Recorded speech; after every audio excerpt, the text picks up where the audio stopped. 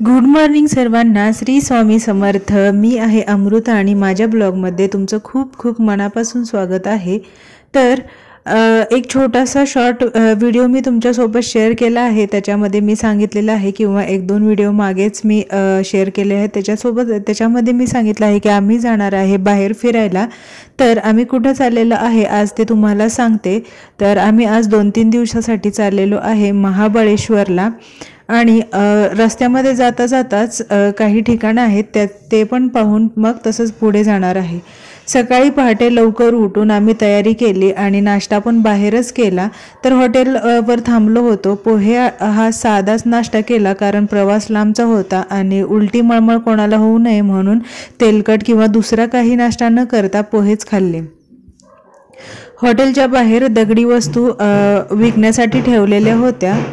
दिसायला खूपच सुंदर आणि आकर्षक होत्या, पण त्यांच्या प्राइस खूपच महाग होत्या. त्याच्यामुळे आम्ही काही त्या घेतलेल्या नाहीत.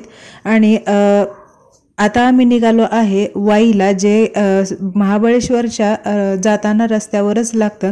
म्हणून तिथे 1-2 ठिकाणं आहेत ते पाहून आम्ही पुढे जाणार आहोत. हायवेला लागल्यानंतर एक दत्त आणि श्री स्वामी समर्थांचं छोटंसं मंदिर लागतं. तिथं 2 मिनिट थांबून आम्ही दर्शन घेतलं आणि पुढे निघालो वाईला. वाईला पोचल्यानंतर तिथं डोल्या गणपती म्हणून खूप मोठं आणि पुरातनकालीन मंदिर आहे. हे मंदिर पेशवेकालीन आहे. खूप जुनं आणि खूप मोठं बांधकाम आहे. खूपच सुंदर असं वातावरण आणि त्याचं बांधकाम आहे. तर तिथे आम्ही गेलो. डोल्या गणपती म्हणजे खूप मोठ्या गणपती आहे मंदिरामध्ये. तिथे फोटो व्हिडिओ अलाउड नव्हता, त्याच्यामुळं मला दाखवता नाही आलं. आणि त्याच्या शेजारीच महादेवाचं आणि काशी विश्वेश्वर मंदिर आहे. थोडंसं छोटं आहे पण तरी पण खूप मोठं आहे आणि हे पेशव्यांनी बांधलेलं आहे.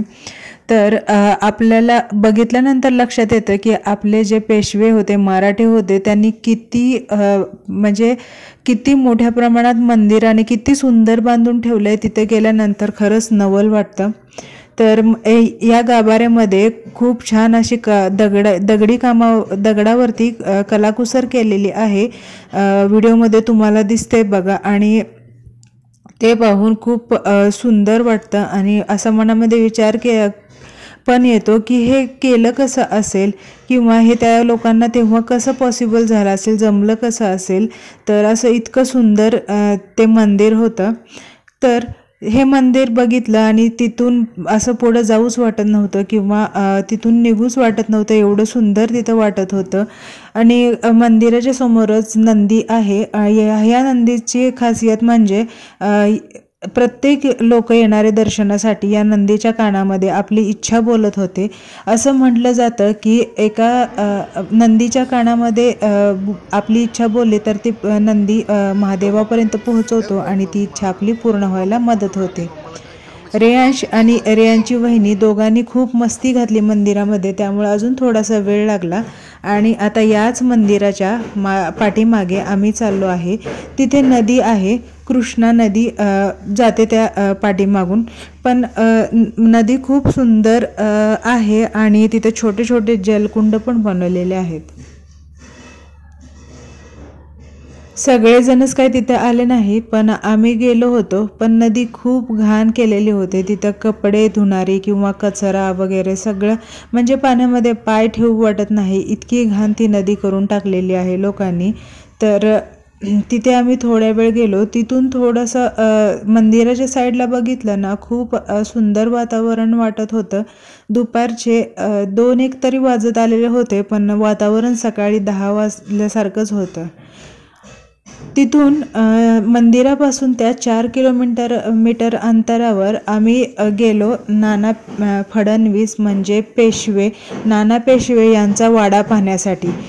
या वाड्यामध्ये त्यांनी त्यांचं अख्खं आयुष्य घालवलं. त्यांच्या अनेक पराक्रम इतिहासामध्ये नोंद आहेत आणि ते सर्वांना माहिती आहेत.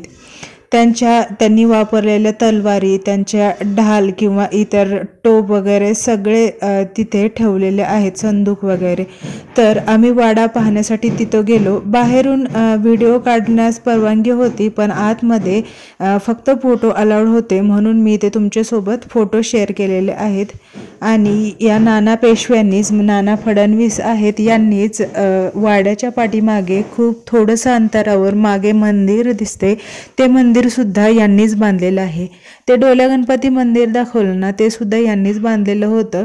मी मगाशी सांगायला बहुतेक विसरले. आम्ही वाईमधून निघालो ते सरळ महाबळेश्वरला पोहोचलो. महाबळेश्वरला पोहोचल्यानंतर आधीच हॉटेल बुक केलेलं होतं, पण थोडा नेटवर्क प्रॉब्लेम असल्यामुळे लोकेशन सापडायला थोडासा टाईम लागला. आणि बघा इथली संस्कृती, घरं आणि घरांची रचना इतकी सुंदर की असं वाटत होते की आपण कुठे स्वप्नातच आलो की काय. इतकं रम्य वातावरण. प्रत्येक घरासमोर शेणाने सारवलेलं ओटा आणि लाल मातीचं भिंतीचं कंपाऊंड आणि लोखंडी गेट आणि सगळीकडे हिरवळच हिरवळ. बघून एक मनाला वेगळीच शांतता मिळत होती. तर एकदम डोंगराच्या उताराला एक हॉटेल होतं आणि त्या हॉटेलच्या समोरचा व्ह्यू इतका सुंदर की बाहेर कुठं फिरायला जाऊच नाही, इथेच राहावं, इतकं सुंदर ते हॉटेल आम्हाला भेटलेलं होतं.